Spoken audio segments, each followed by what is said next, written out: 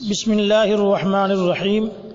معزز سامعین، آج میں آپ کو جماعت کے ساتھ نماز پڑھنے کی اہمیت بتانا چاہتا ہوں۔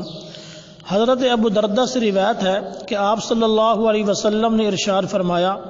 کہ اگر کسی بستی کے اندر 3 آدمی بھی ہیں تو ان کو چاہیے کہ وہ باجماعت نماز ادا کریں، کیونکہ اگر وہ باجماعت نماز ادا نہیں کریں گے تو شیطان بڑی آسانی کے ساتھ ان پر اپنا قابو پا لے گا۔ ہمیں اس سے جماعت کی اہمیت معلوم ہوتی ہے، تو لہٰذا اگر انسان سفر میں ہے یا کسی ایسی جگہ پر ہے کہ جہاں صرف 2 یا 3 آدمی ہیں تو ان کو بھی چاہیے کہ نماز باجماعت ادا کریں۔ البتہ جب صرف 2 آدمی ہوں گے تو ان کی جماعت کرانے کا طریقہ یہ ہوگا کہ جو مقتدی ہوگا وہ امام کی دائیں جانب کھڑا ہوگا اور امام کے برابر میں کھڑا ہوگا، اور اگر بعد میں کوئی آدمی آ جاتا ہے تو پھر یا تو امام کو چاہیے کہ وہ آگے بڑھ جائے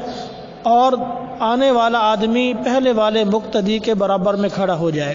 یا یہ ہے کہ امام اپنی جگہ پر کھڑا رہے